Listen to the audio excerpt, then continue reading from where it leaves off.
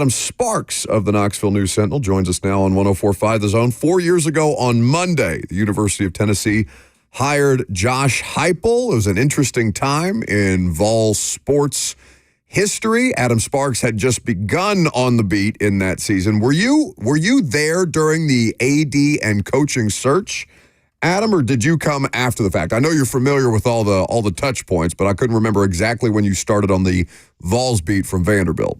Yeah, I was technically still the Vanderbilt beat writer when Heupel got here. I was transitioning to UT. I was actually in Knoxville the day that Pruitt got fired. Yeah. But there's a whole story behind that. But no, I wasn't here yet. I was helping coverage from afar, but I didn't actually get the beat writer job until a little bit after Josh got here. Well, the Pruitt thing, though, is obviously a part of the lead up to what's become Josh Heupel's tenure and Danny White's tenure at Tennessee, because they fire Pruitt for cause. Phil Fulmer is the athletic director, kind of slinks out of the situation, and they end up bringing Danny White in from UCF, and Josh Heupel follows, I think, about a week thereafter. What do you remember about the Pruitt firing specifically, given that you were in Knoxville on that day? What did you find out after the fact, and what was going on in your world on that day?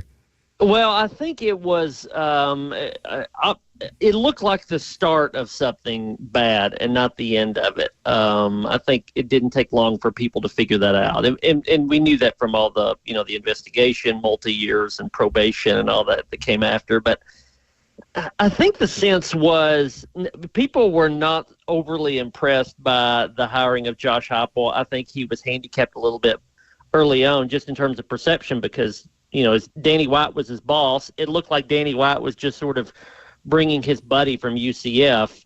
I think it also looked like that, and this is something we had gotten used to at Tennessee the last 2 or 3 coaching cycles, it looked like Tennessee couldn't get who they wanted.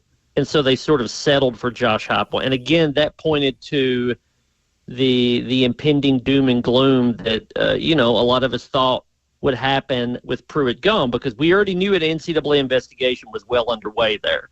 And so you thought whoever took over the program, and it ended up being Heupel, that they were going to have a really, really steep uphill climb. I think like 4 years later, I think the best indication of Josh Heupel's success over these last 4 years is that when he got here, fans' questions were about where his floor was. And 4 years later, all fans' questions are about where his ceiling is. And by that, I mean, when Josh Heupel got here, Tennessee was coming off a 3-7 season. They were not competitive in the SEC. They hadn't sniffed the top 25 in a long time. And so more of the question was, well, where's Josh Heupel's floor? Is it another losing season, or can he maybe get to bowl eligibility? Josh Heupel did not have a reputation as a good recruiter. So the thought was, well, is his floor the top 20? There was no thought of him getting, a five-star quarterback or a top 10 class or having a ranked team or, all the things that he's done since then. And 4 years later, all the questions, nobody has a question about Josh Heupel's floor. His floor is, probably 8-4. His recruiting floor is probably like a top 15 class. And so you've moved past that, and now you're to the ceiling. Can he? Okay, he got the playoff. Can he win a playoff game? Can he contend for a national title? Those sort of things. I mean, 4 years ago, the thought of getting back to like Butch Jones's best years, which were 9-win seasons, that was sort of a pipe dream at that point. You fast forward now, and this team's averaged 10 wins over the last 3 years. And so I think that's the best indication. All the talk now and the complaints are, has Josh Heupel hit his ceiling yet? Nobody even talks about, the worst, his floor. And that was the talk 4 years ago. No, I remember, because we had just started the radio show a couple months after, and I remember getting calls about Josh Heupel as their bridge quarterback. Vols fans kind of viewed him, or bridge coach, viewing him in that context, kind of a bridge to the next person. Let's get out from under these NCAA investigations and kind of weather the storm here with this guy, and then we'll try and find the next guy that'll help elevate the program to the level that Vols fans expected it to be. Interesting conversation after the fact. Adam Sparks, Knoxville News Sentinel, knoxnews.com is where you read all of his Tennessee Volunteers coverage. Adam, I remember the thinking being, well, okay, at least they'll be fun, right? I thought what has been established as his floor of 8-4 might be his ceiling, but it'll be fun on the way there. There'll be a fast, up-tempo offense. The offense under Jeremy Pruitt had been so just stagnant and anemic, and, I mean, you just wanted to claw your eyes out. So you thought, okay, they may not be great, but they'll at least be fun on the way there. I'm curious, when you think the shift started to happen? Because we don't talk that much about how impressive the 2021 season was for Heupel, taking over this group of players where there had just been a mass exodus into the transfer portal. You bring in Joe Milton, you keep Hendon Hooker, who Jeremy Pruitt had brought in, and they were able to rattle off 7 wins and were a few plays short of 8 or 9 wins in that first year. But do you think the shift didn't really happen in the thinking around Josh Heupel until 2022 when he showed the proof of concept of a 10-win season that stunned everybody? I think the 21 season to me was it was an identity. That's something that was lacking under Pruitt in the last couple years of Butch Jones. There wasn't an identity. There wasn't anything that Tennessee did really well. And so I think 21 was establishing an identity. This team's going to be really, really fun on offense. It's a little similar to how Kim Caldwell is right now with the Lady Vols. It's, they're not going to win. They're not going to win any titles right now, but you can kind of see that they have an identity. This is what they're going to be. And then as they build the roster, you're going to contend for things. I think for me, the popular answer for when did we know this was a true turn in the program, the popular answer is the Alabama game in 22. And I think that's fair. I actually would go to the game before that, the 40-13 win at LSU. I know it wasn't a night game. It's Tiger Stadium, but it wasn't a night game. But that was a complete dominance of a ranked team on the road. And, Tennessee did everything it wanted to do in that game. And you could just kind of tell from that point that, this was going to be a team that could contend for the SEC right then, not in 2 or 3 years. And of course they proved it again the next game against Alabama. So, but that's sort of pushed the conversation to where it is now, which is, SEC fans are greedy. If you can get into the top 10, they want to know how come you're not in the top 5. And I think that's where Tennessee is. They did get a pretty good head start with Hendon Hooker and with Jalen Hyatt and all that stuff that happened in year 2. And I think since then, the fan base has wanted Josh Heupel to match that or exceed it. And that's pretty tough.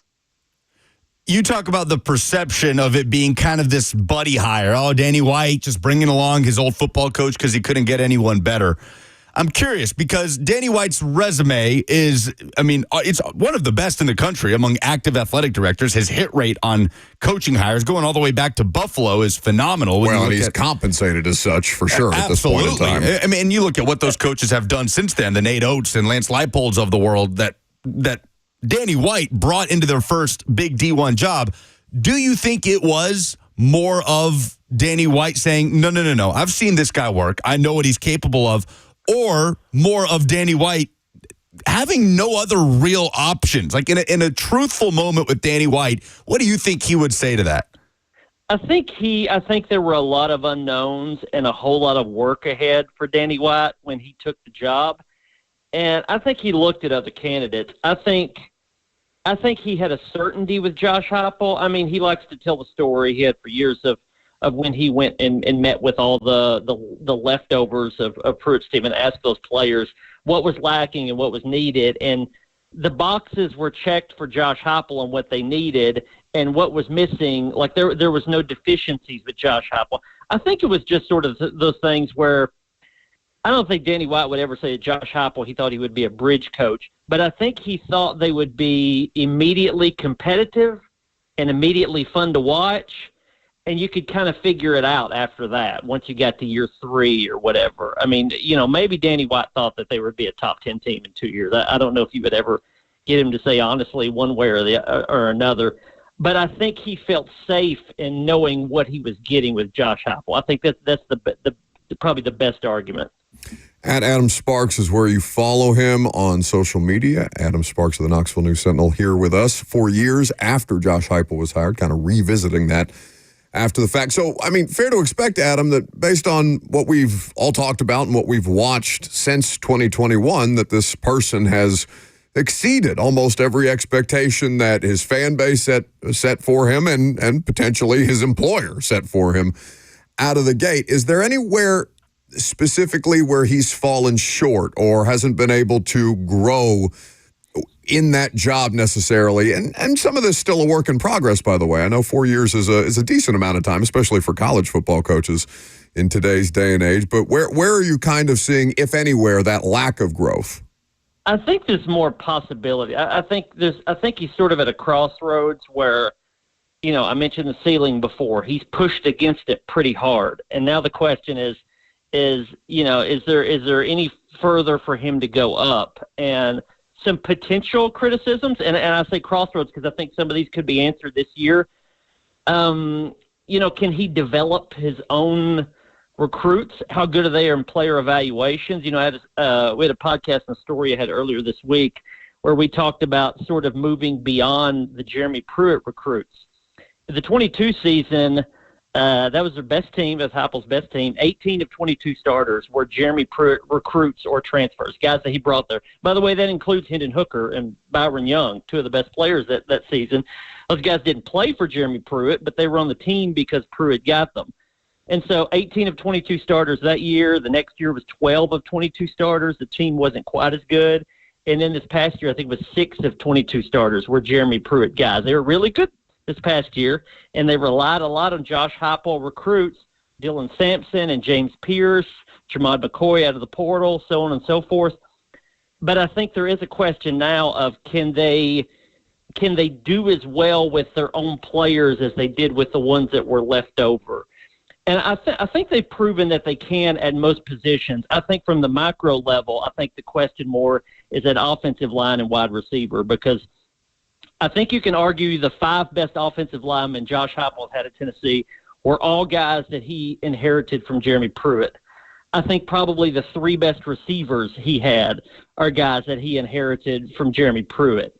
And so when those guys have left, and some of them left 2 or 3 years ago, they have not replaced them with as good of players. And so especially at those 2 positions, I think that's a question. And by the way, that's also offensive line coach, wide receivers coach. Those are the 2 that have frustrated fans the most. I'm not saying he should have let either one of those guys go, but I think he is at a crossroads where they've got to be better at those 2 positions.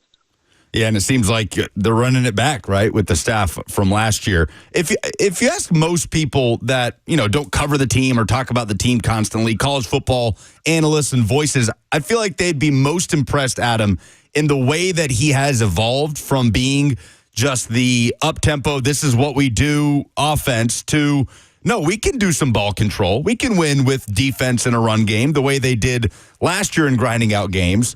But at the same time, now Tennessee fans have kind of turned around on that, saying, well, that's great, but now we miss the up-tempo offense. So how much of a challenge is that for him next, of striking that balance, of still being well-rounded, showing an ability to win in different ways and evolve, but also doing the thing that got you to those heights in 2022 when everybody became bought in on Josh Heupel? Yeah, and I'll give fans credit here. I think they can recognize the difference between Josh Heupel doing that, changing in that way out of choice, which is what he looked like. It looked like he kind of did in the Oklahoma game, like they went with 2 tight ends, and he decided to do that. This is what I want to do. The difference between that or having to do it out of necessity. And I think most of the season and by the end of the year, most fans looked at it and thought, he's not doing this because he wants to. He's slowing things down and being more conservative because he has to, because he doesn't have the option to be explosive and throw the ball downfield and be what this offense was 2 years ago. And I think you saw out of Josh Heupel's body language and sometimes his words that was the case. He was pretty frustrated with the offense last year. And I think he knew by about midseason that it wasn't going to get fixed during the season. And so I mean, that's got to be his biggest fix this offseason. Maybe personnel, but certainly scheme. They've got to figure out how to be explosive again with that offense. So Tennessee brings in offensive lineman Sam Pendleton, who hit the portal after the national championship game, coming from Notre Dame. They also brought in running back Star Thomas, the former Duke running back. 2 instant impact guys, right, that you expect to factor in pretty early. Would you anticipate any more moves before the start of spring practice? I think probably not. I mean, there's a possibility they could add one more guy, but I think the clock is just about ticked away on that. I would have liked to have seen them to get another wide receiver. I think they probably need some more depth at corner because Jermod McCoy is going to be out for a little while with the ACL injury. Those two are interesting because with Star Thomas, he was leading rusher for Duke, but his best quality I think he would bring to this group is that he catches the ball really well out of the backfield. That's something they haven't really utilized enough, I think. So I'll be curious to see if they utilize him in that way. Otherwise, why are you getting him? Pendleton is an obvious guy that could start at one of the guard spots. But, a year ago in spring practice at Notre Dame, he exclusively played center. He practiced at center. And so they've got that option for him to be the replacement for Cooper Mays. They've got a few options there. And some of it also hinges on whether or not they get Andre Carrick back, the starting guard last year. He's applied for a medical waiver to get a year back. If he comes back, you can push Pendleton to center. If he doesn't, Pendleton could probably start at guard, but may start at center, and then you got a competition for the other spots. It's either going to be they're finally going to play some of these young offensive linemen, or if Carrick comes back, they can kick the can down the road a little bit about playing the guys that they've recruited. They need to play these young linemen. Certainly David Sanders will factor in there, though. Adam Sparks, Knoxville News Sentinel, always good to give us some time. What's the best thing you've eaten since the last time we talked to you? I'm dieting, actually. No. For what? I mean, unless you're like me, I get fat during football season because all the press box food. Yeah, that's it. That's it. I've gotten too fat over the past 2 seasons, and I've got international travel going, and I can't stand to be overweight on vacation because that's when I gain weight. So where are you going? We'll go to Australia probably right before spring practice, and then may go down to South America early summer. We'll see. Since I talked to you guys last, I've been to Canada and a couple other places. So we like to get outside the country as much as possible, but I can't if my pants don't fit. Summer bodies made in the winter. Adam Sparks, Knoxville News Sentinel, there with us on 104.5 The Zone. Thanks, buddy. All right, guys. You have a good one. That's Adam Sparks, man of the world.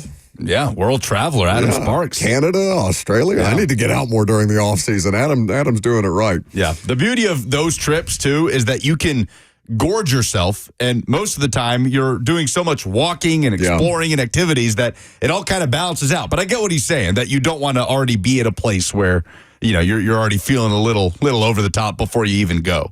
Australia is an interesting tourist type of trip because it would be awesome. That's quite a journey to get all the way across the world that way. There's just so many things in Australia that can kill you. A lot of things that can kill you. So much wildlife that can just end you. And, kangaroos might look cute when you go to the Nashville Zoo and pet them, and the wallabies in that little holding area. Have you guys been there? You know what I'm talking about? The Nashville Zoo, yes. Yeah, they're just kind of sedated looking kangaroos and wallabies. Yeah, they're just kind of hanging out. Then you get out to the outback and one jump kicks you in the chest. Yeah, not like that. Get a Y.I. auto on you.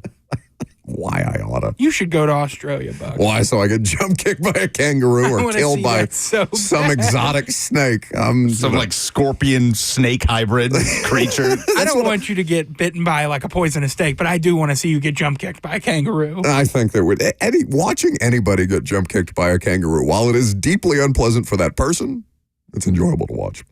Do you have SEC observations? I do. Back to hoops a little bit and taking a step back, looking at the big picture in the SEC standings and where Tennessee kind of sits right now after last night's loss. I'm Buck Rising, 104.5 The Zone.